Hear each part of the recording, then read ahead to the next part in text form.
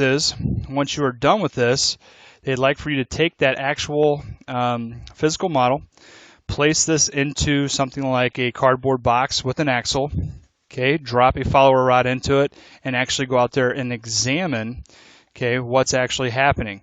And hopefully what you're going to be seeing is you're going to be seeing these measurements, okay, that we got here earlier, okay, according to what our motion graph is saying, and how far, okay, that follower rod is, okay, above the actual box. But there's one very critical piece of information. Do we actually know how tall the actual follower rod is? So another part of the assignment is actually having your kids go out there and actually determining what that actual length of that follower rod is. So this is a very rough illustration or sketch that I created. Okay, we can actually see that this cam is inside the box. The circle is indicating the axle, so we're going to be rotating that axle. The follower rod is coming down through the top of the box, resting on top of the cam. Okay, and the one thing that we have to remember is actually what is the total side distance of your box. So if we were following this with 3.9, we're going to be seeing that that box side is 4.5 inches. We'll just call it 4.5 inches.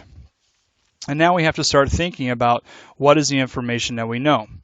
Okay, so if you remember back to the original problem, it said that the distance, okay, from the top of the box to the top of the follower rod is 2.375 inches. Okay, now we know, okay, that our maximum radial dimension from the center point, okay, of our cam to the very top of the cam is 1.625. Okay, and we can see that, okay, when it's at 180 degrees, and I'll just show it here. At 180 degrees, okay, the very top of the cam, okay, would be coming over, and it is 1.625. So we do know what that distance is. Okay, the other piece of information we know is if this side, the entire side of the box was 4.5 inches, and you have placed this dead center, okay, this actual axle dead center, that distance from the center of the cam to the top of the box would be 2.25. So what is the total length of the follower? Okay, when this is at its maximum, when the cam is at its maximum radial length, okay, we know that that's going to be 2.375. Okay, we also know, okay, that the center of the axle to the top of the box is 2.25. We also know that this distance is 1.625.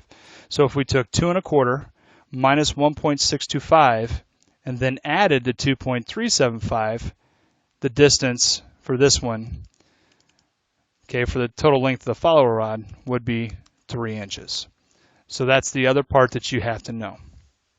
So you would be making your follower rod 3 inches, okay, and then plugging that into the actual box with your physical cam to see if you are seeing the same thing in the motion graph, okay, in the actual physical model of that box assembly with the cam in it.